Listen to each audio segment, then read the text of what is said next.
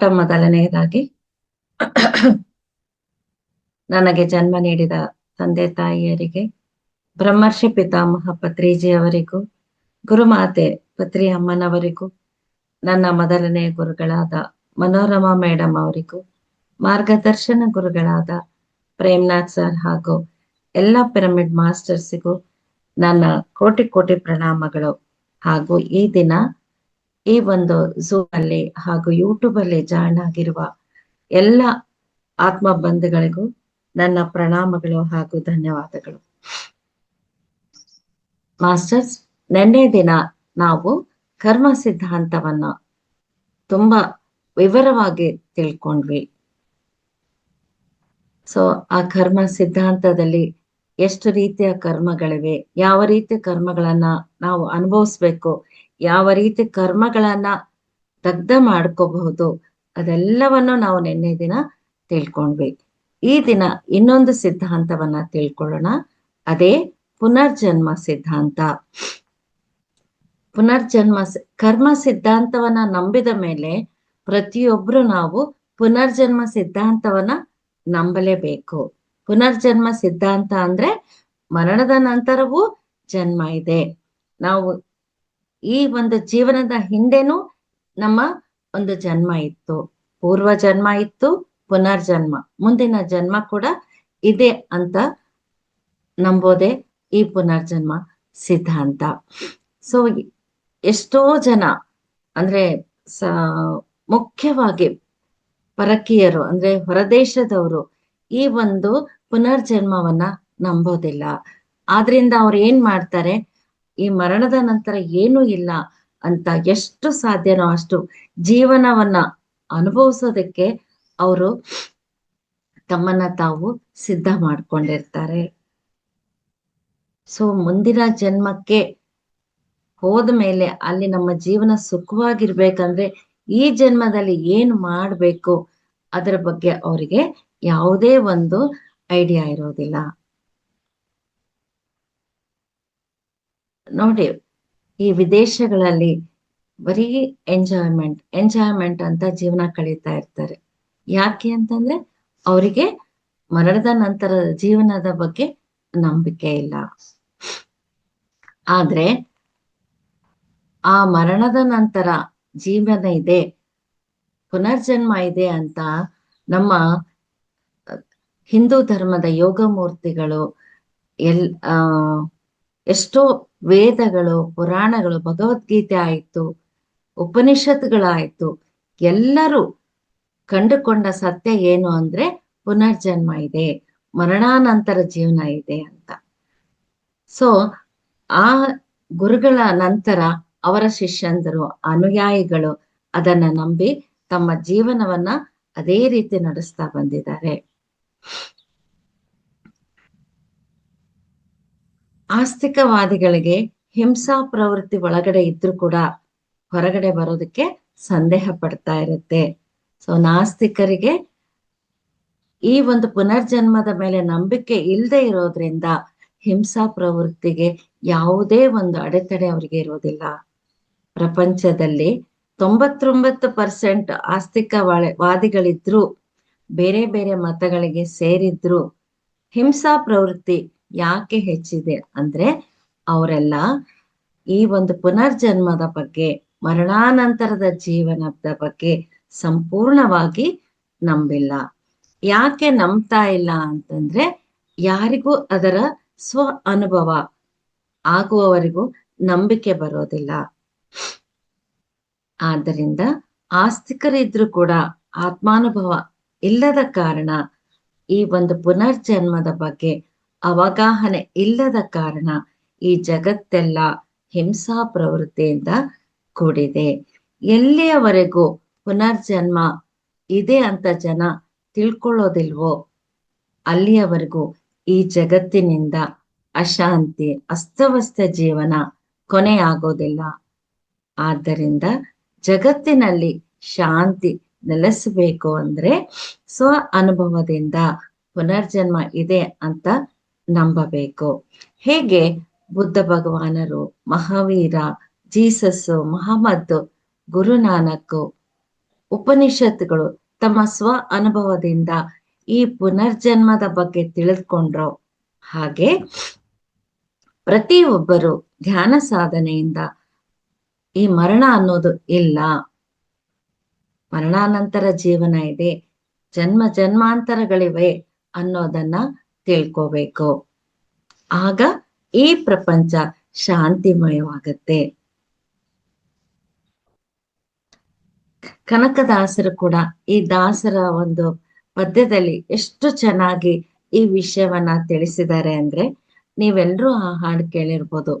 ಏಸು ಕಾಯಂಗಳ ಕಳೆದು 84 ಲಕ್ಷ ಜೀವರಾಶಿಯನ್ನು ದಾಟಿ ಬಂದ ಈ ಶರೀರ ತಾನಲ್ಲ, ತನ್ನದಲ್ಲ, ಆಸೆ ತರವಲ್ಲ, ಮುಂದೆ ಬಾಹೋದಲ್ಲ, ದಾಸನಾಗು ವಿಶೇಷನಾಗು.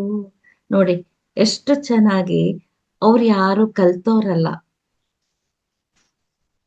ಪಂಡಿತರು ಅಲ್ಲ, ಆದ್ರೂ ಕೂಡ ಅವರ ಒಂದು ಆ ಅನಂತವಾದ ಭಕ್ತಿಯಿಂದ, ಅವರ ಒಂದು ಆತ್ಮದ ಶಕ್ತಿಯಿಂದ ಇದೆಲ್ಲವನ್ನ ತಿಳ್ಕೊಂಡು ಅವರು ಈ ದಾಸರ ಪದಗಳಲ್ಲಿ ಎಷ್ಟೋ ಸತ್ಯಗಳನ್ನ ನಮ್ಗೆ ಹೇಳ್ತಾ ಬಂದಿದ್ದಾರೆ. ಅಂದ್ರೆ ಈ ಆತ್ಮ ಅನ್ನೋದು 84 ಲಕ್ಷ ಜೀವರಾಶಿಗಳನ್ನ ದಾಟಿ ಮಾನವ ಜನ್ಮಕ್ಕೆ ಬಂದಿದೆ.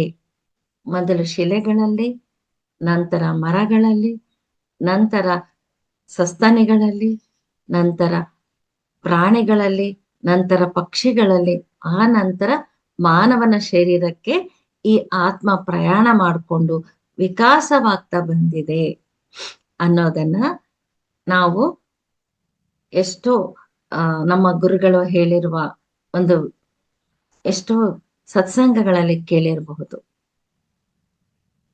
ಹಾಗೆ ತುಂಬಾ ಜನ ನಾವು ಪೇಪರ್ ಅಲ್ಲಿ ಓದಿರ್ಬೋದು, ನ್ಯೂಸ್ ಅಲ್ಲಿ ಕೇಳಿರ್ಬೋದು, ಹಿಂದಿನ ಜನ್ಮದಲ್ಲಿ ಯಾವ ಸ್ಥಳದಲ್ಲಿ ಅವರು ವಾಸವಾಗಿದ್ರು ಅಂತ ಹೇಳೋದನ್ನ ನಾವು ಕೇಳಿದ್ವಿ. ಅವರು ಹೇಳಿದ ಸ್ಥಳಗಳಿಗೆ ಹೋಗಿ ಅವರು ಹೇಳಿದ್ದು ಸತ್ಯ ಅಂತ ಕೂಡ ಅದನ್ನ ಪ್ರೂವ್ ಮಾಡ್ಕೊಂಡಿದ್ದೀವಿ. ಮತ್ತೆ ಉದಾಹರಣೆಗೆ ಡಾಕ್ಟರ್ ಇಯಾನ್ ಸ್ಟೀವನ್ಸನ್ ಅನ್ನೋರು 20 ಕೇಸುಗಳನ್ನ ಇದೇ ರೀತಿ ಪೂರ್ವಜನ್ಮದ ಪರಿಶೋಧನೆ ಪ್ರಕ್ರಿಯೆಯಲ್ಲಿ ಅನೇಕ ಚಿಕ್ಕ ಮಕ್ಕಳ ಅನುಭವಗಳನ್ನ ಶೇಖರಣೆ ಮಾಡಿ, ಪೂರ್ವಜನ್ಮ ಇದೆ, ಪುನರ್ಜನ್ಮ ಇದೆ, ಮರಣಾನಂತರ ಜೀವನ ಇದೆ, ಕರ್ಮ ಸಿದ್ಧಾಂತ ಇದೆ ಅಂತ ಅವರು ಅದನ್ನ ದೃಢಪಟ್ಟಿದ್ದಾರೆ. ಡಾಕ್ಟರ್ ರೇಬನ್ ಮೋಡಿ ಮತ್ತೆ ಇನ್ನು ಕೆಲವರು ಈ ಒಂದು ನಿಯರ್ ಡೆತ್ ಎಕ್ಸ್ಪೀರಿಯನ್ಸ್ ಅನ್ನುವ ವಿಷಯದ ಮೇಲೆ ಎಷ್ಟೋ ವಿವರವಾಗಿ ಪರಿಶೋಧನೆಯನ್ನ ಕೂಡ ಮಾಡಿದಾರಂತೆ. ಎಷ್ಟೋ ಜನ ಈ ಹಾಸ್ಪಿಟಲ್ನಲ್ಲಿ ಸಾಯುವ ಸ್ಥಿತಿಯಲ್ಲಿದ್ದಾಗ ಅವರ ಸೂಕ್ಷ್ಮ ಶರೀರ ಬಿಡುಗಡೆಯಾಗಿ ಸುರಂಗದೊಳಗೆ ಹೋಗಿ ಅಲ್ಲಿಂದ ಬೆಳಕು ಇರೋ ಕಡೆ ಹೊರಗೆ ಬರೋದು, ಅಲ್ಲಿ ಅವರಿಗೆ ಸತ್ತು ಹೋಗಿರುವ ಅವರ ಪೂರ್ವಜರು ಸಿಗೋದು, ಮಾಸ್ಟರ್ಸ್ ಸಿಕ್ಕು ಅವರ ಜೊತೆ ಮಾತನಾಡೋದು, ಅವರ ಸಮಯ ಇನ್ನು ಬಂದಿಲ್ಲ ಅಂತ ಮತ್ತೆ ಅವರಿಗೆ ಸಡನ್ ಆಗಿ ಎಚ್ಚರ ಆಗೋದು, ಈ ತರ ಸಾಕಷ್ಟು ಕೇಸುಗಳು ನಡೆದಿವೆ. ಅಷ್ಟೇ ಏಕೆ, ಅಮರರು ಅಂತ ಇವ್ರ ಬಗ್ಗೆ ಕೇಳಿರ್ಬೋದು. ಕೃಷ್ಣ ಋಷಿಗಳ ಜೊತೆ ಅವರು ಸದಾ ಒಂದು ಸಂಪರ್ಕದಲ್ಲಿದ್ದು ಅನೇಕ ಪುಸ್ತಕಗಳನ್ನ ಬರೆದಿದ್ದಾರೆ. ಅವರು ಕೂಡ 12 ವರ್ಷ ಇದ್ದಾಗ ಅವರಿಗೆ ಅನಸ್ತಿಷ್ಯ ಕೊಟ್ಟಾಗ ಸ್ವಲ್ಪ ಆ ಡೋಸ್ ಹೆಚ್ಚಾಗಿ ಅವರು ಒಂದು ಸೂಕ್ಷ್ಮ ಶರೀರ ಬಿಡುಗಡೆ ಆಗಿ ಸೀದಾ ಅವರು ಸಪ್ತ ಋಷಿಗಳ ಕಡೆ ಹೋಗಿದ್ರಂತೆ. ಅವರ ಒಂದು ಬೆಳಕಿಗೆ ಬಾಗಿಲುಗಳು ಪುಸ್ತಕದಲ್ಲಿ ಈ ಅನುಭವವನ್ನ ಬರೆದಿದ್ದಾರೆ. ನಂತರ ಅಲ್ಲಿ ಅವರು ಸಪ್ತ ಋಷಿಗಳ ಹತ್ರ, ವಿಶ್ವಾಮಿತ್ರರ ಹತ್ರ ಮಾತು ತಗೊಂಡು, ನೀವು ಸದಾ ನನ್ನ ಜೊತೆ ಸಂಪರ್ಕದಲ್ಲಿರ್ಬೇಕು ಅಂತ ಮಾತು ತಗೊಂಡ್ಮೇಲೆ ಅವರು ಮತ್ತೆ ತಮ್ಮ ಈ ದೇಹಕ್ಕೆ ಬಂದು ಸೇರ್ಕೊಳ್ತಾರೆ.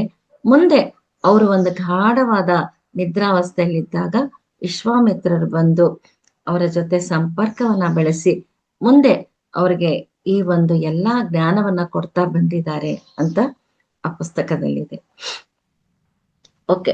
ಅಂದ್ರೆ ಇದರಿಂದ ನಾವೇನ್ ತಿಳ್ಕೋಬೇಕು ಅಂದ್ರೆ ಪುನರ್ಜನ್ಮ ಇದೆ, ಮರಣಾನಂತರ ಜೀವನ ಇದೆ ಅನ್ನೋದನ್ನ ಈ ಎಲ್ಲಾ ಅನುಭವಗಳಿಂದ ನಾವು ತಿಳ್ಕೊಳ್ತಾ ಬರ್ಬೇಕು.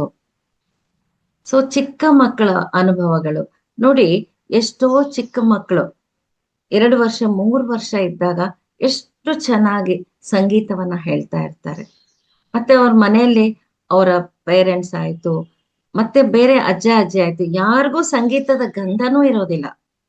ಆದ್ರೂ ಕೂಡ ಆ ಮಕ್ಕಳು ಅಷ್ಟು ಸುಂದರವಾಗಿ, ಅಷ್ಟು ಇಂಪಾಗಿ ಹಾಡು ಹೇಳ್ತಾ ಇರ್ತಾರೆ. ಹೇಗೆ ಅಂದ್ರೆ ಅವ್ರ ಹಿಂದಿನ ಜನ್ಮದಲ್ಲಿ ಸಂಗೀತ ಅಭ್ಯಾಸವನ್ನ ಮಾಡ್ತಾ ಮಾಡ್ತಾ ಅವರು ಮರಣವನ್ನ ಅಪ್ಪಿ ಇಲ್ಲಿ ಹುಟ್ಟಿದ ತಕ್ಷಣ ಅದೇ ಅನುಭವ ಅಲ್ಲಿ ಮುಂದುವರೆದಿದೆ.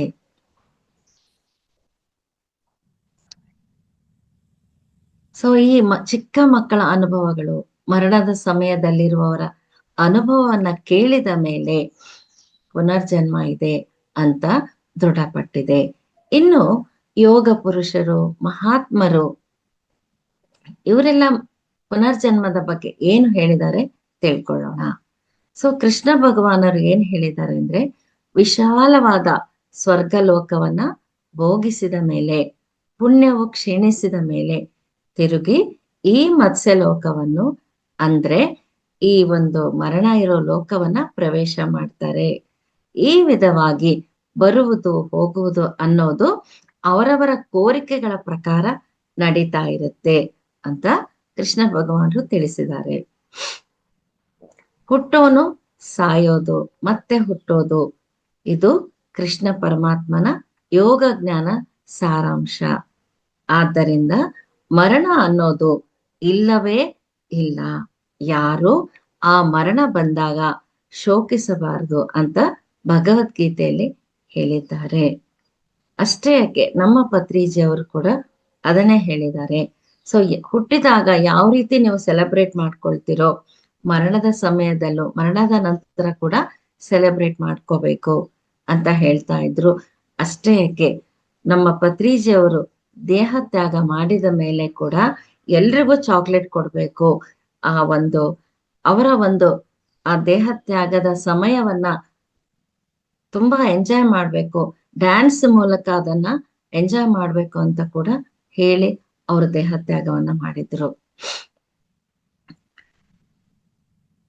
ಇನ್ನೊಂದು ವಿಷಯವನ್ನು ಕೂಡ ಪತ್ರಿಜಿ ಅವರು ನಮ್ಗೆ ತಿಳಿಸ್ತಾರೆ. ಏನು ಅಂತಂದ್ರೆ, ಸೊ ಹುಟ್ಟಿದಾಗ ನಾವು ಎಷ್ಟೊಂದು ಸಂತೋಷ ಪಡ್ತೀವಿ, ಎಷ್ಟೊಂದು ಸೆಲೆಬ್ರೇಟ್ ಮಾಡ್ತೀವಿ.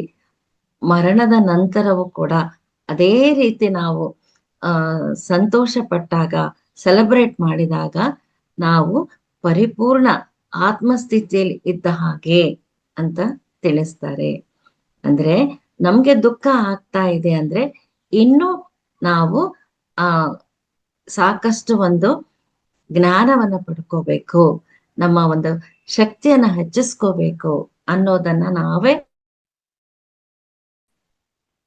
ಗೌತಮ ಬುದ್ಧರು ತಮ್ಮ ಜನ್ಮ ಪರಂಪರೆಗಳನ್ನ ಕೂಡ ದಿವ್ಯ ಚಕ್ಷುವಿನ ಮೂಲಕ ತಿಳ್ಕೊಂಡಿದ್ದಾರೆ. ಅದೇ ರೀತಿ ಮಹಾವೀರರು ಮತ್ತು ಪ್ರತಿಯೊಬ್ಬ ಯೋಗಿಗಳು ತಮ್ಮ ಜನ್ಮಗಳನ್ನ ತಿಳ್ಕೊಂಡಿದ್ದಾರೆ. ಜೀಸಸ್ ಕ್ರೈಸ್ಟ್ ಹೇಳಿದ್ದಾರೆ, ನಾನು ಹಿಂದೆ ಎಲಿಜಾ ಆಗಿದ್ದೆ ಅಂತ. ಈ ವಿಧವಾಗಿ ಮಾನವ ಕೇವಲ ಭೌತಿಕ ಶರೀರ ಅಲ್ಲ, ಭೌತಿಕ ಶರೀರದ ಜೊತೆ ಅನುಸಂಧಾನ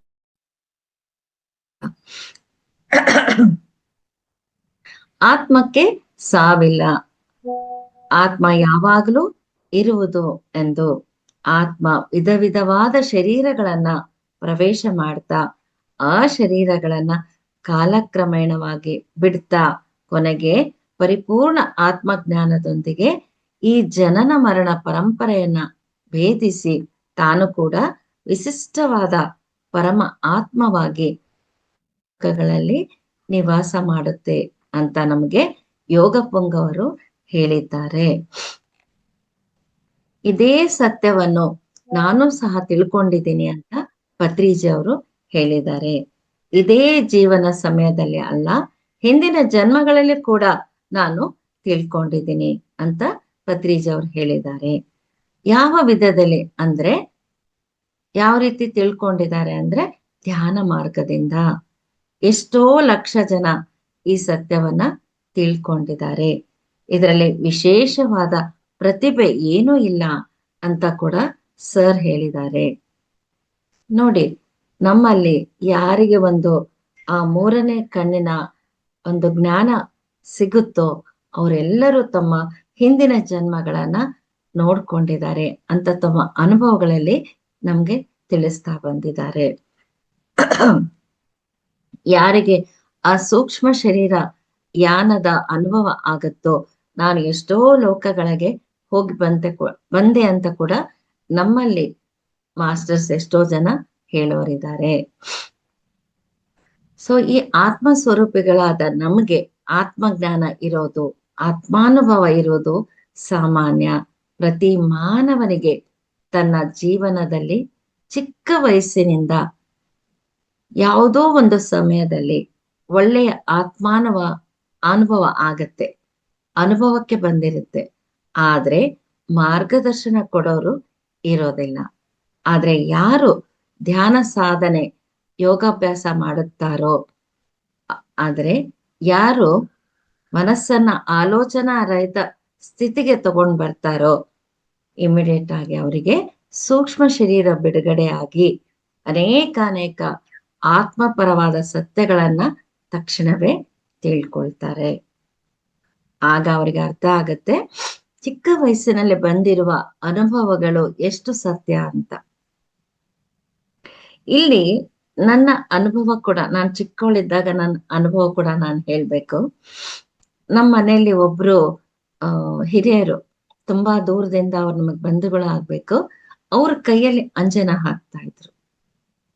ಇಲ್ಲಿ ಕೆಲವರಿಗೆ ಗೊತ್ತಿರ್ಬೋದು, ಕೆಲವರಿಗೆ ಗೊತ್ತಿಲ್ಲ ಅಂತ ಅನ್ಸುತ್ತೆ. ಒಂದು ವೀಳ್ಯದೆಲೆ ಮೇಲೆ ಒಂದು ಸ್ವಲ್ಪ, ಅದು ಏನು ಅಂತ ನಂಗೆ ಗೊತ್ತಿಲ್ಲ, ಬ್ರೌನ್ ಕಲರ್ ಇರುತ್ತೆ.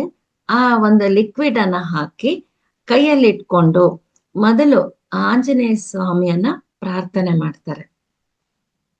ಅವ್ರು ಬಂದ್ಮೇಲೆ, ಅವ್ರ ದರ್ಶನ ಕೊಟ್ಟ ಮೇಲೆ ಇವ್ರಿಗೆ ಏನ್ ಸಂದೇಹಗಳಿದೆಯೋ ಅವರನ್ನ ಕೇಳ್ತಾರೆ. ಆ ಸಂದೇಹಕ್ಕೆ ಉತ್ತರ ಅವರಿಗೆ ಆ ಒಂದು ದ್ರವದಲ್ಲಿ ಕಾಣಿಸ್ತಾ ಹೋಗುತ್ತೆ. ಇದು ಅಂಜನ ಹಾಕೋ ಪ್ರಕ್ರಿಯೆ. ಚಿಕ್ಕ ವಯಸ್ಸಲ್ಲಿ ಕೇಳಿರೋದು, ನಂತರ ನನಗೆ ಅದರ ಬಗ್ಗೆ ತಿಳ್ಕೊಳಕ್ ಹೋಗಿಲ್ಲ ನಾನು. ನಮ್ಮ ಮನೆಯಲ್ಲಿ ನಮ್ಮ ಸೋದರತ್ತೆಗೆ ಅವರು ಅಳಿಯಂಗೆ ಏನೋ ಆರೋಗ್ಯದ ಸಮಸ್ಯೆ ಆಗಿತ್ತು. ಈಗೆಲ್ಲ ಹೇಳ್ತಾರಲ್ಲ ಮಾಟ ಮದ್ದು ಅಂತ ಹೇಳಿ, ಅವರಿಗೆ ಯಾರೋ ಮದ್ದು ಮಾಡಿದ್ದಾರೆ, ಮಾಟ ಮಾಡಿದ್ದಾರೆ, ಯಾರು ಅಂತ ತಿಳ್ಕೊಬೇಕಿತ್ತು ಅವ್ರಿಗೆ. ಸೊ ನಮ್ಮ ಹಿರಿಯರು ಬಂದಾಗ ಎಲ್ರಿಗೂ ಕೈಯಲ್ಲಿ ಅಂಜನ ಹಾಕಿ ನೋಡಿದ್ರು, ಯಾರಿಗೂ ಆಂಜನೇಯ ಸ್ವಾಮಿ ದರ್ಶನ ಆಗಿಲ್ಲ. ನಾನ್ ಮಧ್ಯಾಹ್ನ ಸ್ಕೂಲಿಂದ ಊಟಕ್ಕೆ ಅಂತ ಬಂದಿದ್ದೆ. ನಾನು ಹಠ ಮಾಡಿದೆ, ನನಗ್ ಕೊಡಿ, ನಾನು ನೋಡ್ತೀನಿ ಅಂತ. ಅವ್ರು ಹೇಳಿದ್ರು, ನೀನ್ ತುಂಬಾ ಚಿಕ್ಕ ಹುಡುಗಿಯಮ್ಮ, ಇದೆಲ್ಲ ಬೇಡ ಅಂತ. ಆದ್ರೂ ಗೊತ್ತಿಲ್ಲ ಯಾಕೋ ನಾನು ತುಂಬಾ ಹಠ ಮಾಡಿದೆ. ಹಠ ಮಾಡಿದಾಗ ನನ್ಗೆ ಅವ್ರ ಕೈಯಲ್ಲಿ ಆ ಅಂಜನವನ್ನ ಇಟ್ಟಾಗ ಅವರು ಗೈಡ್ ಮಾಡ್ತಾ ಹೋದ್ರು. ನಾನು ಅದೇ ರೀತಿ ಮನ್ಸಲ್ಲಿ ಹೇಳ್ಕೊಳ್ತಾ ಹೋದೆ. ಸೊ ಆಂಜನೇಯ ಸ್ವಾಮಿ ನನ್ಗೆ ಕಾಣಿಸಿದ್ರು. ನಂತರ ಅವ್ರು ಏನೇನೋ ಪ್ರಶ್ನೆಗಳನ್ನ ಕೇಳಿದ್ರು, ಅದಕ್ಕೆ ಉತ್ತರಗಳು ಅದರಲ್ಲಿ ಬಂತು.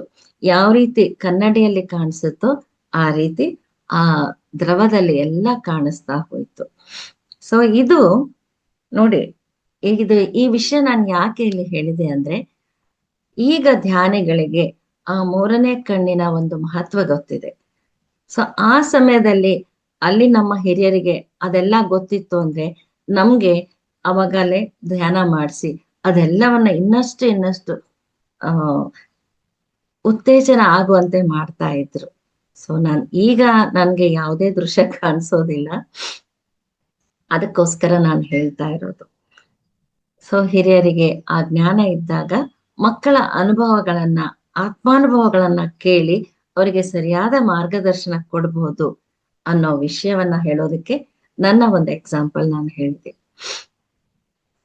ಸೊ ಇದೆಲ್ಲವನ್ನ ತಿಳ್ಕೊಂಡ್ಮೇಲೆ ಅವರಿಗೆ ಅರ್ಥ ಆಗತ್ತೆ ಪುನರ್ಜನ್ಮ ಇದೆ ಅಂತ. ಧ್ಯಾನ ಮಾಡದೇ ಇರೋರ್ಗೆ ಸೊ ಈ ಪುನರ್ಜನ್ಮ ಇದೆಯಾ ಇಲ್ವಾ ಅನ್ನುವ ಪ್ರಶ್ನೆ ಆಗಿಯೇ ಉಳಿದ್ಬಿಡುತ್ತೆ. ಆದ್ರೆ ಧ್ಯಾನ ಮಾಡೋರಿಗೆ ಇದರ ಬಗ್ಗೆ ಸಂಪೂರ್ಣವಾಗಿ ಸಮಾಧಾನ ಉತ್ತರ ಸಿಕ್ಕೇ ಸಿಗುತ್ತೆ.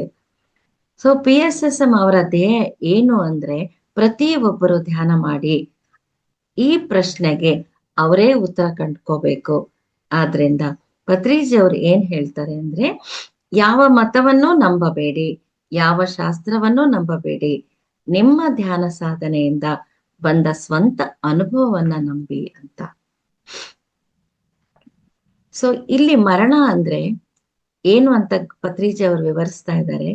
ನಮ್ಮ ಸ್ಥೂಲ ಶರೀರದಿಂದ ಸೂಕ್ಷ್ಮ ಶರೀರ ಬಿಡುಗಡೆ ಆಗೋದು. ಈ ಪ್ರಕ್ರಿಯೆ ನಮಗೆ ಧ್ಯಾನಾವಸ್ಥೆಯಲ್ಲಿ ಮತ್ತು ನಿದ್ರಾವಸ್ಥೆಯಲ್ಲಿ ನಮ್ಮ ಸೂಕ್ಷ್ಮ ಶರೀರ ಬಿಡುಗಡೆ ಆಗ್ತಾ ಇರುತ್ತೆ. ನೋಡಿ, ಮಲಗಿದಾಗ ನಾವು ಯಾವ್ದಾದೋ ಪ್ಲೇಸ್ಗಳಿಗೆ ಹೋಗಿದ್ದೆ ಅಂತ ಹೇಳ್ತಾ ಇರ್ತೀವಿ. ಅದು ಯಾವ್ದು ಅಂತಾನೂ ಗೊತ್ತಿರಲ್ಲ, ನೋಡಿರಲ್ಲ. ಯಾಕೆಂದ್ರೆ ಮಲಗಿದಾಗ ಸೂಕ್ಷ್ಮ ಶರೀರ ಬಿಡುಗಡೆಯಾಗಿ ಎಲ್ಲೆಲ್ಲೋ ಓಡಾಡಿ ಬರ್ತಾ ಇರುತ್ತೆ. ಆದ್ರೆ ಧ್ಯಾನಾವಸ್ಥೆಯಲ್ಲಿ ನಿದ್ರಾವಸ್ಥೆಯಲ್ಲಿ ಬಿಡುಗಡೆಯಾದ ಸೂಕ್ಷ್ಮ ಶರೀರ ಧ್ಯಾನ ಮುಗಿದ ನಂತರ, ನಿದ್ರೆ ಮುಗಿದ ನಂತರ ತಿರುಗಿ ಸ್ಥೂಲ ಶರೀರದಲ್ಲಿ ಬಂದು ಅದು ಸೇರ್ಕೊಳ್ಳುತ್ತೆ. ಆದ್ರೆ ಮರಣದ ಸಮಯದಲ್ಲಿ ಬಿಡುಗಡೆಯಾದ ಸೂಕ್ಷ್ಮ ಶರೀರ ತಿರುಗಿ ಸ್ಥೂಲ ಶರೀರಕ್ಕೆ ಬಂದು ಸೇರ್ಕೊಳ್ಳೋದಿಲ್ಲ. ಯಾಕೆಂದ್ರೆ ಈ ಎರಡೂ ದೇಹಗಳ ನಡುವೆ ಸಿಲ್ವರ್ ಕಾರ್ಡ್, ಒಂದು ಬೆಳ್ಳಿಯ ತಂತಿ ಅಂತ ಹೇಳ್ತಾರೆ, ಅದು ಇರುತ್ತೆ. ಒಂದು ಪಾಶ ಅಂತ ನಾವು ಏನ್ ಹೇಳ್ತೀವಿ, ಅದು ಅದು ನಮ್ಮ ಸ್ಥೂಲ ಶರೀರಕ್ಕೆ ಸೂಕ್ಷ್ಮ ಶರೀರಕ್ಕೆ ಕನೆಕ್ಟೆಡ್ ಆಗಿರುತ್ತೆ. ಅದು ಮರಣದ ಸಮಯದಲ್ಲಿ ಅದು ಕಟ್ ಆಗುತ್ತೆ. ಆಗ ಮಾನವನ ಆತ್ಮ ಸೂಕ್ಷ್ಮ ಶರೀರದ ಜೊತೆ ಸೂಕ್ಷ್ಮ ಲೋಕಗಳಿಗೆ ಹೋಗಿ ಈ ಭೂಮಿಯ ಮೇಲೆ ಮಾಡಿರುವ ಕರ್ಮಗಳನ್ನ ಅನುಭವಿಸ್ಬೇಕಾಗತ್ತೆ. ಅಜ್ಞಾನದಿಂದ ಕೂಡಿದ ಆತ್ಮವಾಗಿ ಶರೀರವನ್ನ ಬಿಟ್ಟಾಗ ಅಂಧಕಾರದ ಅಜ್ಞಾನದಲ್ಲಿ ನರಕ ಯಾತನೆಯನ್ನ ಅನುಭವಿಸ್ತಾರೆ. ಒಳ್ಳೆಯ ಜ್ಞಾನವಂತ ಆತ್ಮವಾಗಿ ಶರೀರವನ್ನ ಬಿಟ್ಟಾಗ ತನ್ನ ಸೂಕ್ಷ್ಮ ಶರೀರದೊಂದಿಗೆ ಊರ್ಧ್ವ ಲೋಕಗಳಲ್ಲಿ ತನ್ನ ಶುಭ ಕರ್ಮಗಳನ್ನ ಆನಂದದಿಂದ ತರಹ ಜೀವನದ ಅನುಭವಗಳಿವೆಯೋ, ಮರಣದ ನಂತರವೂ ಅಷ್ಟು ತರಹ ಜೀವನದ ಅನುಭವಗಳಿವೆ. ಕೋಟಾನು ಕೋಟಿ ಲೋಕಗಳಿದಾವೆ. ಎಷ್ಟೋ ಮರಣಾನಂತರ ಜೀವನ ಇದೆ ಅಂತ ನಮ್ಮ ಪತ್ರಿಜಿ ಅವರು ಹೇಳಿದ್ದಾರೆ. ಇದೆಲ್ಲವನ್ನು ಪ್ರತಿಯೊಬ್ಬರು ಧ್ಯಾನದ ಮೂಲಕ ತಿಳಿದುಕೊಳ್ಬೇಕು. ಧ್ಯಾನಕ್ಕೆ ಬಂದ ತಕ್ಷಣ ಇದೆಲ್ಲವೂ ನಮ್ಗೆ ಗೊತ್ತಾಗೋದಿಲ್ಲ. ಚೆನ್ನಾಗಿ ಸಾಧನೆ ಮಾಡಿದಾಗ ನಮ್ಗೆ ಈ ಎಲ್ಲ ಅನುಭವಗಳನ್ನ ನಾವು ಪಡ್ಕೊಳ್ಬಹುದು. ಯಾಕೆಂದ್ರೆ ಯಾರು ಪುನರ್ಜನ್ಮ ಇದೆ ಅಂತ ತಿಳ್ಕೊಳ್ತಾರೋ ಅವರು ಪರಿಪೂರ್ಣವಾದ ಆಸ್ತಿಕರಾಗ್ತಾರೆ. ಆಗ ಮಾತ್ರ ಭೂಮಿಯ ಮೇಲೆ ಹಿಂಸಾ ಪ್ರವೃತ್ತಿ, ಮಾಂಸ ಭಕ್ಷಣ, ಗಲಭೆಗಳು ಎಲ್ಲವೂ ಮಾಯ ಆಗತ್ತೆ. ಧ್ಯಾನ ಸಾಧನೆಯಿಂದ ಈ ಕರ್ಮ ಸಿದ್ಧಾಂತವನ್ನ, ಪುನರ್ಜನ್ಮ ಸಿದ್ಧಾಂತವನ್ನ ತಿಳ್ಕೊಂಡ ನಂತರ ಮಾನವನ ಜೀವನದಲ್ಲಿ ಸದಾ ಸಂತೋಷ, ಆನಂದ, ಅಂತಹವರು ಮುಕ್ತ ಜೀವಿಗಳಾಗ್ತಾರೆ ಅಂತ ಪತ್ರಿ ಸರ್ ಹೇಳ್ತಾರೆ. ಸೊ ಅಂತಹ ಮುಕ್ತ ಜೀವಿಗಳು ಈ ಭೂಮಿಯನ್ನ ಸ್ವರ್ಗವನ್ನಾಗಿ ಬದಲಾಯಿಸಬಹುದು.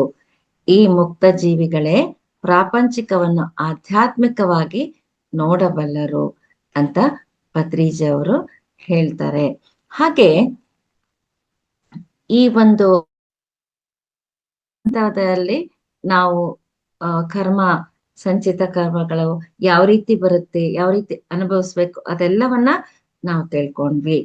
ಈಗ ನಾವು ಮರಣ ಹೊಂದಿದ ಮೇಲೆ ಆ ಮೇಲಿನ ಲೋಕದಲ್ಲಿ ಯಾವ ರೀತಿ ನಮ್ಗೆ ಶಿಕ್ಷಣ ಕೊಡ್ತಾರೆ ಅನ್ನೋದನ್ನ ಪತ್ರಿಜಿ ಅವರು ತುಂಬಾ ಅದ್ಭುತವಾಗಿ ತಿಳಿಸಿದ್ದಾರೆ.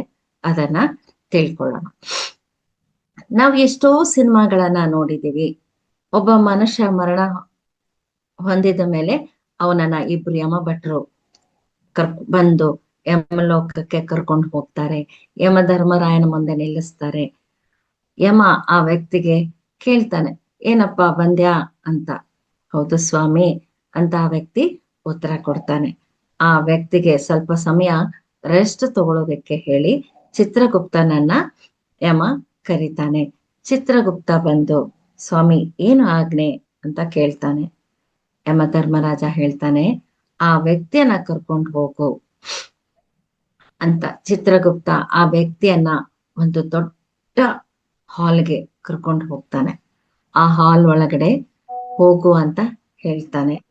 ಆಗ ಈ ವ್ಯಕ್ತಿ, ನಾನಲ್ಲಿ ಹೋಗಿ ಏನ್ ಮಾಡ್ಬೇಕು ಅಂತ ಕೇಳಿದ್ರೆ, ನೀನು ಏನು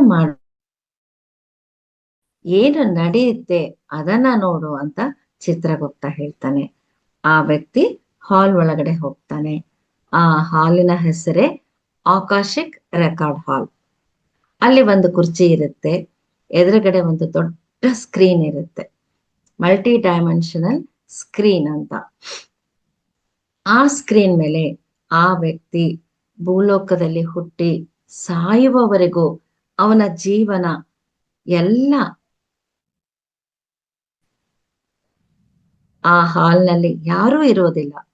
ಆ ವ್ಯಕ್ತಿ ಭೂಲೋಕದಲ್ಲಿ ಏನೇನ್ ಮಾಡಿದಾನೆ ಅವನಿಗೆ ಮಾತ್ರ ತೋರಿಸ್ತಾರೆ. ನೋಡಿ, ಇದು ನಾವು ಹೇಳ್ತಾ ಇರೋದಲ್ಲ, ಸ್ವತಃ ಪತ್ರಿಜಿ ಅವರು ತಮ್ಮ ಒಂದು ಸ್ಪೀಚ್ ಅಲ್ಲಿ ಹೇಳಿರೋದು ಇದು.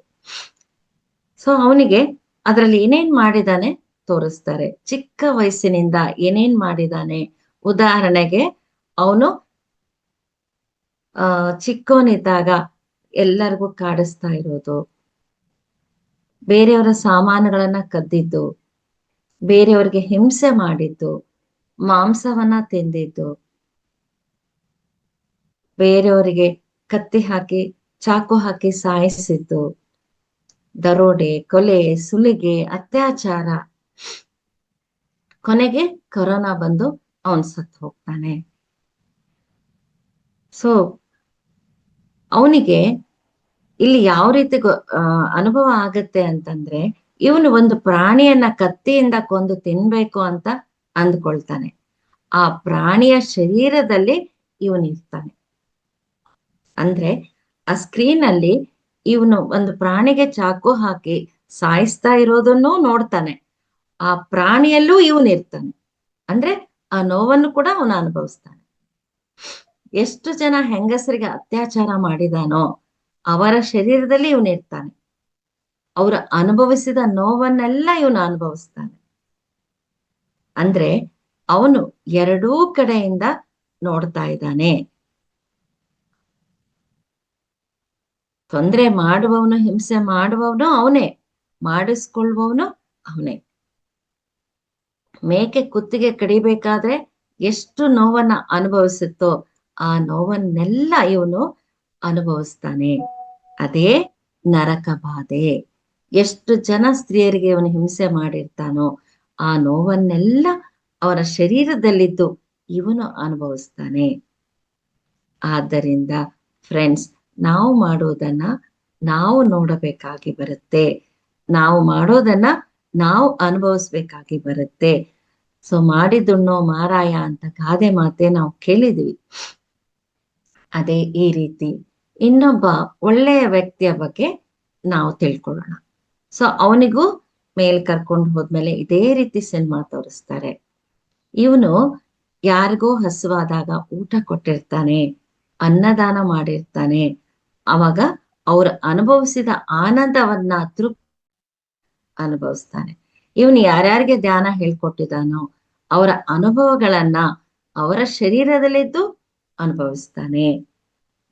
ಯಾರಿಗೆ ಸೇವೆ ಮಾಡಿದಾನೋ ಆ ಸೇವೆಯನ್ನ ಮಾಡಿಸ್ಕೊಂಡವರ ತೃಪ್ತಿಯನ್ನ ಇವನು ಅನುಭವಿಸ್ತಾನೆ. ಯಾವ ಸ್ತ್ರೀಯರಿಗೆ ಗೌರವ ಕೊಟ್ಟು ಅವರ ಖುಷಿಗೆ ಕಾರಣ ಆಗಿರ್ತಾನೋ ಆ ಖುಷಿಯನ್ನ ಇವನು ಅವರ ಶರೀರದಲ್ಲಿದ್ದು ಅನುಭವಿಸ್ತಾನೆ. ಯಾವ ತಂದೆ ತಾಯಿಗೆ ಸೇವೆ ಮಾಡಿ ಆ ತಂದೆ ತಾಯಿಯ ಒಂದು ತೃಪ್ತಿಯನ್ನ ಅನುಭವಿಸಿರ್ತಾರೋ ಅದನ್ನ ಇವನು ಅವರ ಶರೀರದಲ್ಲಿದ್ದು ಅನುಭವಿಸ್ತಾನೆ. ಒಟ್ಟಿನಲ್ಲಿ ಈ ಭೂಮಿ ಮೇಲೆ ಮಾಡಿರುವ ಕರ್ಮಗಳನ್ನ ಅಲ್ಲಿ ಅನುಭವಿಸ್ತಾನೆ. ನಂತರ ಅವನನ್ನು ಚಿತ್ರಗುಪ್ತ ಯಮನ ಹತ್ರ ಕರ್ಕೊಂಡು ಹೋಗ್ತಾನೆ. ಯಮ ಆ ವ್ಯಕ್ತಿಯನ್ನ ಕೇಳ್ತಾನೆ, ಏನಪ್ಪಾ ಸಿನಿಮಾ ಎಲ್ಲ ನೋಡಿದ್ಯಾ ಅಂತ. ಆಗ ಆ ವ್ಯಕ್ತಿ ಅಂದ್ರೆ ಕೆಟ್ಟ ವ್ಯಕ್ತಿ ಹೇಳ್ತಾನೆ, ನೋಡಿದೆ ಸ್ವಾಮಿ, ಸಿನಿಮಾ ಬಹಳ ದರಿದ್ರವಾಗಿತ್ತು, ಕೆಲಸ ಎಲ್ಲ ತುಂಬಾ ದರಿದ್ರವಾದ ಕೆಲಸಗಳಿತ್ತು, ನಾನ್ ಮಾಡಿದ ಕೆಲಸಗಳನ್ನ ಆ ನೋವುಗಳನ್ನ ಅನುಭವಿಸೋದಕ್ಕೆ ನಂಗೆ ಬಹಳ ಕಷ್ಟ ಆಯ್ತು ಸ್ವಾಮಿ ಅಂತ ಅಳ್ತಾ ಅಳ್ತಾ ಹೇಳ್ತಾನೆ. ಇನ್ನು ಒಳ್ಳೆಯ ವ್ಯಕ್ತಿ ಆಗಿದ್ರೆ ಬಂದು ಯಮನ ಹತ್ರ ಹೇಳ್ತಾನೆ, ಸ್ವಾಮಿ ಎಲ್ಲವನ್ನೂ ನೋಡಿದೆ, ಬಹಳ ಸಂತೋಷ ಆಯ್ತು, ನಾನು ಎಷ್ಟು ಜನರಿಗೆ ಒಳ್ಳೆಯದನ್ನು ಮಾಡಿದ್ದೀನಿ, ಎಷ್ಟು ಜನರ ಆನಂದಕ್ಕೆ ನಾನು ಕಾರಣ ಆಗಿದ್ದೀನಿ, ನನ್ಗೆ ತುಂಬಾ ಸಂತೋಷ ಆಗಿದೆ, ನಾನು ನನ್ನ ಕರ್ತವ್ಯವನ್ನ ನಿರ್ವಹಿಸಿದ್ದೀನಿ, ನಾನು ಯಾವ ಉದ್ದೇಶಕ್ಕೋಸ್ಕರ ಹೋಗಿದ್ದೆ ಆ ಕೆಲಸವನ್ನ ಪೂರ್ತಿ ಮಾಡಿದ್ದೀನಿ, ನನ್ಗೆ ಸಂತೃಪ್ತಿ ಇದೆ ಅಂತ ಹೇಳಿ, ಈಗ ನಾನೇನ್ ಮಾಡ್ಬೇಕು ಅಂತ ಆ ಒಳ್ಳೆ ವ್ಯಕ್ತಿ ಕೇಳ್ತಾನೆ. ಆಗ ಚಿತ್ರಗುಪ್ತರು ಹೇಳ್ತಾರೆ, ನೀವು ತುಂಬಾ ಚೆನ್ನಾಗಿ ಜೀವನ ಮಾಡಿದಿರಿ, ಇನ್ನು ನಿಮ್ಮ ಇಷ್ಟ, ನೀವು ಇಲ್ಲಿ ಇರ್ಬೇಕು ಅಂದ್ರೆ ಕೆಲವು ದಿನ ಇರಿ, ಮತ್ತೆ ಭೂಲೋಕಕ್ಕೆ ಹೋಗ್ಬೇಕು ಅಂದ್ರೆ ಭೂಲೋಕಕ್ಕೆ ಹೋಗಬಹುದು, ನೀವು ಟೀಚಿಂಗ್ ಕೊಡ್ಬೇಕು ಅಂದ್ರೆ ಕೊಡಿ, ಅಂದ್ರೆ ಅವರ ಕೆಳಗಿನವ್ರಿಗೆ ಇವರಿಗೆ ಎಲ್ಲಾ ಪಾಠಗಳು ಹೇಳ್ಕೊಟ್ಟಿರ್ತಾರೆ, ಮತ್ತೆ ಬಂದವರಿಗೆ ನೀವು ಬೇಕಾದ್ರೆ ಪಾಠಗಳನ್ನ ಹೇಳ್ಕೊಡಿ, ಅಥವಾ ಇಲ್ಲೇ ಇದ್ದು ಎಂಜಾಯ್ ಮಾಡ್ಬೇಕು ಅಂದ್ರೆ ಎಂಜಾಯ್ ಮಾಡಿ, ಎಲ್ಲಾ ನಿಮ್ಮ ಇಷ್ಟ ಸ್ವಾಮಿ ಅಂತ ಹೇಳ್ತಾರೆ. ಆದ್ರೆ ಮೊದಲನ ವ್ಯಕ್ತಿ ಇರ್ತಾನಲ್ಲ, ಯಾರು ಕೆಟ್ಟ ಕೆಲಸಗಳನ್ನ ಮಾಡಿರ್ತಾರಲ್ವಾ, ಅವನು ಬಂದು ನಾನೇನ್ ಮಾಡ್ಬೇಕು ಅಂತ ಕೇಳಿದಾಗ ಯಮ ಹೇಳ್ತಾನೆ, ನೋಡಪ್ಪ, ನೀನ್ ಭೂಲೋಕಕ್ಕೆ ಹೋದಾಗ ಪಾಠಗಳನ್ನ ಕಲೀಲಿಲ್ಲ, ನೀನು ಏನು ಕಲಿಬೇಕಂತ ಹೋಗಿದ್ದೆ ಆ ಪಾಠಗಳನ್ನ ನೀನು ತಿಳ್ಕೊಳ್ಳಿಲ್ಲ, ತುಂಬಾ ದರಿದ್ರವಾದ ಕೆಲಸಗಳನ್ನ ಮಾಡಿ ಬಂದಿದೀಯಾ, ಇನ್ನಷ್ಟು ಕರ್ಮವನ್ನ ಶೇಖರಣೆ ಮಾಡ್ಕೊಂಡು ಬಂದಿದೀಯಾ, ನೀನು ಮತ್ತೆ ಭೂಲೋಕಕ್ಕೆ ಹೋಗಿ ಆ ಕರ್ಮಗಳನ್ನ ಕಳೆದುಕೊಂಡು ಬರ್ಬೇಕು, ಅದೇ ನಿನ್ನ ಕರ್ತವ್ಯ ಅಂತ ಹೇಳ್ತಾರೆ. ಮತ್ತೆ ನೀನು ಹುಟ್ಟಬೇಕು ಮಾರಾಯ, ನೀನು ಇದುವರೆಗೂ ಎಷ್ಟೋ ಸಲ ಹುಟ್ಟಿದೀಯ, ನೀನು ಏನೋ ಒಳ್ಳೆ ಕರ್ಮಗಳನ್ನ ಮಾಡ್ತೀರಿ ಅಂತ ಭೂಮಿಗೆ ಹೋಗ್ತೀಯ, ಮತ್ತೆ ದರಿದ್ರವಾದ ಕೆಲಸಗಳನ್ನ ಮಾಡಿ ವಾಪಸ್ ಬರ್ತೀಯ, ನಿನಗೆ ಇದು ಅಭ್ಯಾಸ ಆಗೋಗಿದೆ, ಹೋಗು ಮತ್ತೆ ಭೂಲೋಕಕ್ಕೆ ಹೋಗಿ ಜನ್ಮ ತಗೋ ಅಂತ ಹೇಳ್ತಾರೆ. ಹೀಗೆ ಜನ್ಮ ತೆಗೆದುಕೊಳ್ತಾ ಸಾಯುತ್ತಾ ಮತ್ತೆ ಜನ್ಮ ತಗೊಳ್ತಾ ಯಾವತ್ತೋ ಒಂದು ದಿನ ಧ್ಯಾನಿಯಾಗಿ ಆತ್ಮಜ್ಞಾನಿಯಾಗಿ ಮನೆಯವರಿಗೆ ಸಮಾಜಕ್ಕೆ ಒಳ್ಳೆಯದನ್ನ ಮಾಡ್ತಾ ಹೋಗ್ತಾನೆ. ಸೊ ಫ್ರೆಂಡ್ಸ್, ಚಿತ್ರಗುಪ್ತ ಅಂದ್ರೆ ಇಲ್ಲಿ ಸೀಕ್ರೆಟ್ ರೆಕಾರ್ಡ್ಸ್, ಗುಪ್ತವಾದ ಚಿತ್ರಗಳು, ನಾವು ಮಾಡಿರುವುದನ್ನೆಲ್ಲ ಅಲ್ಲಿ ರೆಕಾರ್ಡ್ ಮಾಡ್ತಾ ಇರ್ತಾರೆ, ಸಿ ಕ್ಯಾಮ್ರಾದಲ್ಲಿ ರೆಕಾರ್ಡ್ ಆಗಿರುತ್ತೆ, ಅದರಲ್ಲಿ ನೀವು ಏನು ಮಾಡಿದ್ಯಾ ಎಲ್ಲವೂ ರೆಕಾರ್ಡ್ ಆಗ್ತಾ ಇರುತ್ತೆ, ಅದನ್ನೇ ನೀನು ಮರಣ ಹೊಂದಿದ ಮೇಲೆ ನಿಮ್ಗೆ ತೋರಿಸ್ತಾರೆ. ಮತ್ತೆ ನೀನು ಭೂಮಿಯ ಮೇಲೆ ಜನ್ಮ ತಗೋಬೇಕು ಅಂದ್ರೆ ಇಮಿಡಿಯೇಟ್ ಆಗಿ ಜನ್ಮ ತೆಗೆದುಕೊಳ್ಳೋದಕ್ಕೆ ಆಗೋದಿಲ್ಲ, ಯಾಕೆಂದ್ರೆ ಅಲ್ಲಿ ನಿಮ್ಗೆ ನಿರ್ಣಯ ತಗೊಳ್ಳೋದಕ್ಕೆ ಬಿಡ್ತಾರೆ, ಯಾವ ತಂದೆ ತಾಯಿಗೆ ಹುಟ್ಟಬೇಕು, ಯಾವ ಕುಟುಂಬದಲ್ಲಿ ಹುಟ್ಟಬೇಕು, ನಿಮ್ಮ ತಂದೆ ತಾಯಿ ಮೊದಲು ಒಪ್ಕೋಬೇಕು, ಅವರ ಒಪ್ಪಿಗೆ ಇಲ್ಲ ಅಂದ್ರೆ ಅವರ ಮಕ್ಕಳಾಗಿ ಹುಟ್ಟೋದಕ್ಕೆ ಸಾಧ್ಯ ಇಲ್ಲ. ಒಂದು ಜನ್ಮ ತಗೊಳ್ಳೋದ್ರ ಹಿಂದೆ ಎಷ್ಟೋ ಒಂದು ಪ್ರಕ್ರಿಯೆ ಇರುತ್ತೆ, ಆ ವ್ಯಕ್ತಿಗೆ ಕೌನ್ಸಿಲಿಂಗ್ ಮಾಡ್ತಾರೆ, ಅಂದ್ರೆ ಎಲ್ಲ ಒಂದು ಜ್ಞಾನವನ್ನ ಅವ್ರಿಗೆ ಕೊಡ್ತಾ ಹೋಗ್ತಾರೆ. ನೀನು ಹೋದ ಸಲ ರಾಜ ಆಗಿದ್ದೆ, ಈ ಸಲ ನೀನು ಬಡವ ಆಗಿ ಹುಟ್ಟಬೇಕು, ಹೋದ ಸಲ ಪುರುಷ ಆಗಿದ್ದೆ, ಈ ಸಲ ಸ್ತ್ರೀ ಆಗಿ ಹುಟ್ಟಬೇಕು, ಎಷ್ಟೋ ರೇಪ್ಗಳನ್ನ ಮಾಡಿದೀಯಾ, ಅಷ್ಟು ರೇಪ್ಗಳನ್ನ ನೀನು ಅನುಭವಿಸ್ಬೇಕು, ಹೀಗೆ ಎಲ್ಲ ಅವರಿಗೆ ಹೇಳ್ತಾ ಹೋಗ್ತಾರೆ, ಅವರ ಒಂದು ಲೈಫ್ ಡಿಸೈನ್ ಮಾಡ್ತಾರೆ ಇವನ ಆತ್ಮ ಪ್ರಗತಿಗೋಸ್ಕರ. ಅಲ್ಲಿ ಒಂದು ಟೀಮ್ ಅಂತ ಇರುತ್ತೆ, ಪ್ರತಿಯೊಬ್ರು ಜನ್ಮ ಹೇಗೆ ತಗೋಬೇಕು ಆ ಟೀಮ್ ನಿರ್ಧಾರ ಮಾಡುತ್ತೆ. ಅವನ ಜೀವನದಲ್ಲಿ ಇಷ್ಟು ಫೇಲ್ಯೂರ್ಸ್ ಇರ್ಬೇಕು, ಇಷ್ಟು ಸಕ್ಸಸ್ ಇರ್ಬೇಕು, ನಿನ್ನ ಲೈಫ್ ಹೀಗೆ ಇರುತ್ತೆ, ಈ ತರ ಎಲ್ಲವನ್ನು ಅವನಿಗೆ ವಿವರಿಸ್ತಾರೆ. ಆ ವ್ಯಕ್ತಿ ಓಕೆ ಅನ್ನೋವರೆಗೂ ಅವರು ಪ್ಲಾನ್ ಚೇಂಜ್ ಮಾಡ್ತಾನೆ ಇರ್ತಾರೆ.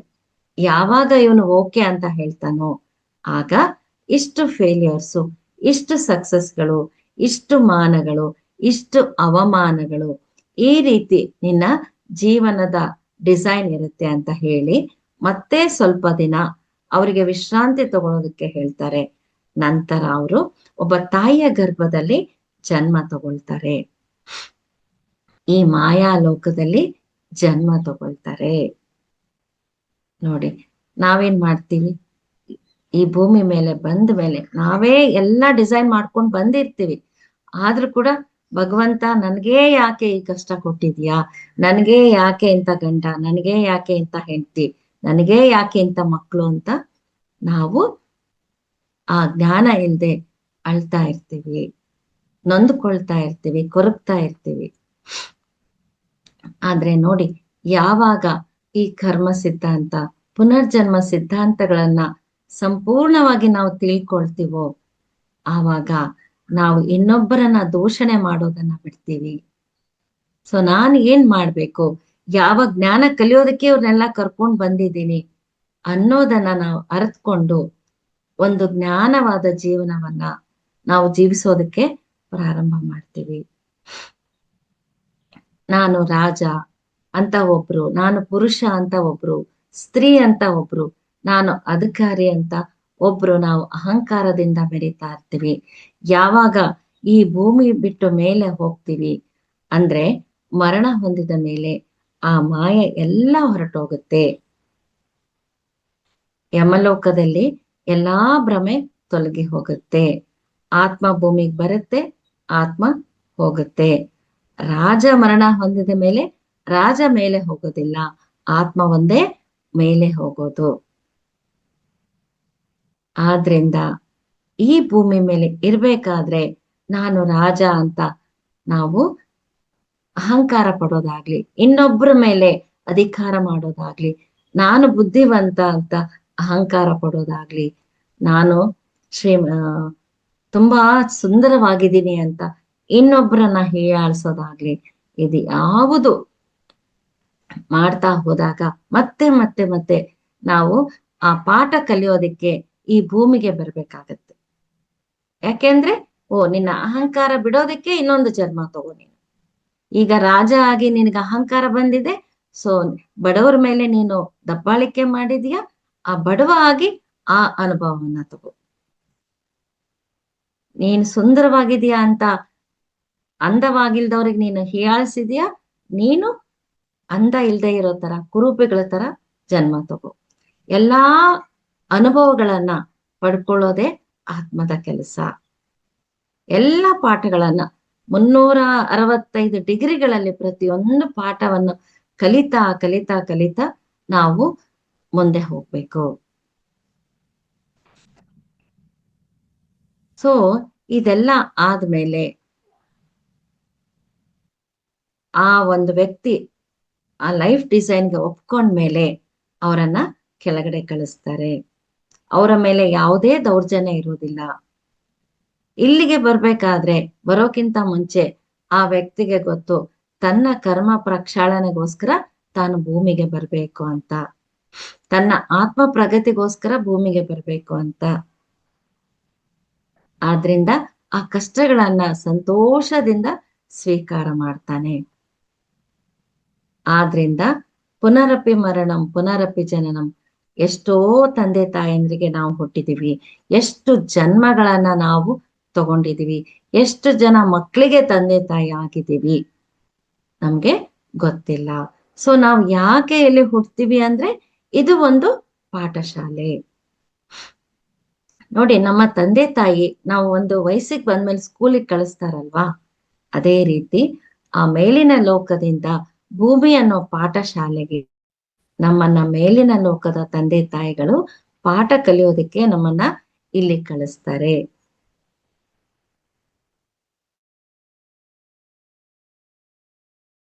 ಗಳಿದ್ದಾರೆ.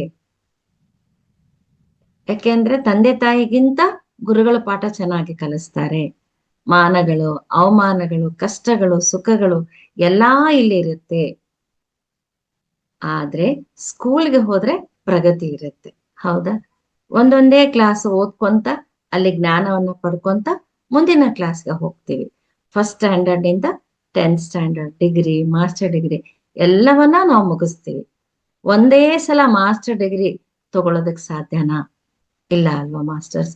ಸೊ ಒಂದು ಆತ್ಮ ಪ್ರತಿ ಜನ್ಮದಲ್ಲೂ ಸ್ವಲ್ಪ ಸ್ವಲ್ಪನೇ ಕಲಿತ್ಕೊಳ್ತಾ ಕೊನೆಗೆ ಅದು ಪರಮಾತ್ಮ ಆಗತ್ತೆ. ಆತ್ಮದ ಸ್ಥಿತಿಗಳು ಶೈಶವಾತ್ಮ, ಬಾಲಾತ್ಮ, ಯೌವನಾತ್ಮ, ಪ್ರೌಢಾತ್ಮ, ವೃದ್ಧಾತ್ಮ, ಮುಕ್ತಾತ್ಮ, ಕೊನೆಗೆ ಪರಮಾತ್ಮ ಸ್ಥಿತಿಗೆ ಆತ್ಮ ಸೇರಿಕೊಳ್ಳೇಬೇಕು. ಅದು ವಿಕಾಸದ ಹಾದಿ. ಅದು ಪ್ರತಿಯೊಂದು ಆತ್ಮವು ಪರಮಾತ್ಮ ಆಗೇ ಆಗತ್ತೆ. ಅದಕ್ಕೆ ಪತ್ರಿಜಿ ಅವರು ಯಾರು ಧ್ಯಾನಕ್ಕೆ ಬರೋದಿಲ್ಲ ಅವರನ್ನ ನೀವು ಬೈಕೋಬೇಡಿ, ಜಡ್ಜ್ ಮಾಡಬೇಡಿ. ಯಾಕೆಂದ್ರೆ ಅವರ ಆತ್ಮದ ಸ್ಥಿತಿ ಎಲ್ಲಿರುತ್ತೆ ನಿಮ್ಗೆ ಗೊತ್ತಿರೋದಿಲ್ಲ. ವೃದ್ಧಾತ್ಮ ಆಗೋವರೆಗೂ ಯಾರೂ ಧ್ಯಾನಕ್ಕೆ ಬರೋದಿಲ್ಲ ಅಂತ ಪತ್ರಿಜಿ ಅವರು ಹೇಳ್ತಾ ಬಂದಿದ್ದಾರೆ. ಸೊ ನಮ್ಮ ಪಿರಮಿಡ್ ಮಾಸ್ಟರ್ಸ್ ಎಲ್ಲರೂ ಪರಮಾತ್ಮರು ಅಂತ ಪತ್ರಿಜಿ ಅವರು ಹೆಮ್ಮೆಯಿಂದ ಹೇಳ್ತಾ ಇದ್ದಾರೆ. ಆದ್ರಿಂದ ಪ್ರತಿ ಒಬ್ಬರು ಈ ಒಂದು ಕರ್ಮ ಸಿದ್ಧಾಂತವನ್ನು, ಪುನರ್ಜನ್ಮ ಸಿದ್ಧಾಂತವನ್ನು ತಪ್ಪದೆ ನಾವು ತಿಳ್ಕೋಬೇಕು. ಇವುಗಳನ್ನ ಚೆನ್ನಾಗಿ ತಿಳ್ಕೊಂಡಾಗ ನಮಗೆ ದುಃಖ ಕಡಿಮೆ ಆಗುತ್ತೆ. ನಾವು ಜ್ಞಾನವನ್ನ ಪಡ್ಕೊಳ್ಳೋ ಕಡೆ ನಮ್ಮ ದೃಷ್ಟಿಕೋನವನ್ನ ನಾವು ಇಡ್ತಾ ಹೋಗ್ತೀವಿ. ಇನ್ನೊಬ್ಬರನ್ನ ದೂಷಣೆ ಮಾಡೋದನ್ನ ಬಿಡ್ತೀವಿ. ಸೊ ನಮ್ಮ ಜೀವನವನ್ನ ನಾವು ಯಾವ ರೀತಿ ಸುಧಾರಿಸ್ಕೋಬೇಕು, ನಾನು ಯಾವ ಪಾಠ ಕಲಿಯಕ್ ಬಂದಿದ್ದೀನಿ, ಯಾವ ಜ್ಞಾನವನ್ನ ತಿಳ್ಕೊಳಕ್ ಬಂದಿದ್ದೀನಿ ಅಂತ ಸಂಪೂರ್ಣವಾದ ಫೋಕಸ್ ನಮ್ಮ ಮೇಲೆ ಇರುತ್ತೆ. ಆಗ ಇನ್ನೊಬ್ಬರ ಬಗ್ಗೆ ನಮ್ಮಲ್ಲಿ ಯಾವುದೇ ವಿಚಾರ ಇರೋದಿಲ್ಲ. ಆದ್ರಿಂದ ಪ್ರತಿ ಒಂದು ಸತ್ಸಂಗವನ್ನು ನಾವು ತಿಳ್ಕೊಳ್ಳೇಬೇಕು. ಅದರ ಜೊತೆಗೆ ಧ್ಯಾನ ಸಾಧನೆ ಮುಖ್ಯ. ಯಾಕೆಂದ್ರೆ ನಾವು ವಿಷಯಗಳನ್ನ ತಿಳ್ಕೊಂಡ್ರು ಧ್ಯಾನ ಸಾಧನೆಯಿಂದ ಒಂದು ಈಗ ಏನೇ ಒಂದು ಗೊಂಬೆ ಮಾಡ್ಬೇಕಾದ್ರೂ ಆ ಮಣ್ಣನ್ನ ಹದ ಮಾಡ್ಬೇಕು ಅಂತ ಹೇಳ್ತಾರೆ. ಅದನ್ನ ಹದ ಮಾಡಿದ್ಮೇಲೆ ಬೇಕಾದ ಆಕಾರಕ್ಕೆ ಅದನ್ನ ತಗೊಂಡು ಹೋಗ್ಬೇಕು. ಅದೇ ರೀತಿ ಯಾವುದೇ ವಿಷಯವು ನಮ್ಗೆ ಮನಸ್ಸೊಳಗೆ ಹೋಗ್ಬೇಕು, ನಮ್ಗೆ ಅರ್ಥ ಆಗ್ಬೇಕು ಅಂದ್ರೆ ಧ್ಯಾನ ಸಾಧನೆಯಿಂದ ನಮ್ಮ ಮನಸ್ಸನ್ನ ನಾವು ಪರಿಪೂರ್ಣವಾಗಿ ಹದ ಮಾಡ್ಬೇಕು. ಆಗ ಈ ಎಲ್ಲಾ ವಿಷಯಗಳು ನಮ್ಗೆ ಅರ್ಥ ಆಗ್ತಾ ಹೋಗುತ್ತೆ. ಇಲ್ಲ ಅಂದ್ರೆ ಅಯ್ಯೋ ಅದು ಹೇಳ್ತಾರೆ ನಿಜಾನೋ ಸುಳ್ಳೋ, ನಮಗೆ ಯಾಕಪ್ಪ, ಸುಮ್ಮನೆ ನಾವು ಜೀವನ ಎಂಜಾಯ್ ಮಾಡೋಣ ಅನ್ನೋ ಒಂದು ಮನಸ್ಥಿತಿ ನಮಗ್ ಬಂದ್ಬಿಡುತ್ತೆ. ಆದ್ರಿಂದ ಧ್ಯಾನ ಸಾಧನೆ ಮಾಡ್ತಾ ಮಾಡ್ತಾ ಈ ಸತ್ಸಂಗಗಳನ್ನ ಕೇಳ್ತಾ ಇನ್ನೊಬ್ಬರ ಅನುಭವಗಳನ್ನ ನಾವು ಕೇಳ್ತಾ ಇದ್ದಾಗ ನಮ್ಮಲ್ಲಿ ಸಾಕಷ್ಟು ಬದಲಾವಣೆ ಬರುತ್ತೆ. ನಮ್ಮಲ್ಲಿ ಸಾಕಷ್ಟು ಒಂದು ಸತ್ಸಂಗಗಳ ಪರಿಣಾಮ ಬೀರ್ತಾ ಹೋಗ್ತವೆ. ಆನ್ಲೈನ್ ಕ್ಲಾಸ್ಗಳು ಬಂದ್ಮೇಲೆ ನಿಜವಾಗ್ಲು ಈ ಒಂದು ಎಲ್ಲಾ ಆನ್ಲೈನ್ ಝೂಮ್ ಕ್ಲಾಸ್ಗಳು, ಮಹಾವತಾರ ಫೌಂಡೇಶನ್ ಆಯ್ತು, PMC ಅವರಾಯ್ತು, ಎಷ್ಟೋ ಆನ್ಲೈನ್ ಕ್ಲಾಸ್ಗಳಲ್ಲಿ ಎಷ್ಟೋ ಜನ ಮಾಸ್ಟರ್ಸ್ ಎಷ್ಟೋ ಸತ್ಸಂಗಗಳನ್ನ ಕೊಡ್ತಾ ಇದ್ದಾರೆ. ಸತ್ಸಂಗಗಳನ್ನ ಕೊಡೋರು ಎಷ್ಟು ಮುಖ್ಯನೋ ಅದನ್ನ ಸತತವಾಗಿ ನಡೆಸ್ಕೊಂಡು ಹೋಗ್ತಾ ಇರೋರು ರಂಗನಾಥ್ ಗುರೂಜಿ ಆಗ್ಬೋದು, ಇಲ್ಲಿ ನಂದಾ ಮೇಡಮ್ ಆಗ್ಬೋದು, ರೇವತಿ ಮೇಡಮ್, ಎಷ್ಟೋ ಜನ ಮಾಸ್ಟರ್ಸ್ ಆ ಒಂದು ಜ್ಞಾನವನ್ನ ಹಂಚೋದಕ್ಕೆ ಸಹಾಯ ಮಾಡ್ತಾ ಇದ್ದಾರೆ. ಸೊ ಇದರ ಲಾಭವನ್ನ ನಾವು ಎಲ್ರೂ ಪಡ್ಕೋಬೇಕು. ನಾವು ಆ ಒಂದು ಶೈಶವಾತ್ಮ ಸ್ಥಿತಿಯಿಂದ ಪರಮಾತ್ಮದ ಸ್ಥಿತಿಗೆ ಹೋಗ್ಬೇಕು ಅನ್ನೋದೇ ನಮ್ಮ ಪತ್ರಿಜಿ ಅವರ ತಪನೆ ಆಗಿತ್ತು. ನಾವೆಲ್ಲರೂ ಆ ನಿಟ್ಟಿನಲ್ಲಿ ನಮ್ಮ ಸಾಧನೆಯನ್ನ ಮಾಡೋಣ, ನಮ್ಮ ಆತ್ಮವನ್ನ ಪರಮಾತ್ಮದ ಸ್ಥಿತಿಗೆ ತೆಗೆದುಕೊಂಡು ಹೋಗೋಣ ಅಂತ ಹೇಳ್ತಾ ನನಗೆ ತಿಳಿದಿರುವ ಇಲ್ಲ, ಪತ್ರಿಜಿಯವರ ಈ ಜ್ಞಾನವನ್ನ ನನ್ನ ಒಂದು ಭಾಷೆಯಲ್ಲಿ ನಿಮ್ಗೆ ತಿಳಿಸೋದಕ್ಕೆ ನಾನು ಅವಕಾಶ ಕೊಟ್ಟ ರಂಗನಾಥ್ ಗುರೂಜಿ ಅವರಿಗೂ, ಮಹಾವತಾರ್ ಫೌಂಡೇಶನ್ ಪ್ರತಿಯೊಬ್ಬ ಮಾಸ್ಟರ್ಸಿಗೂ ಥ್ಯಾಂಕ್ ಯು.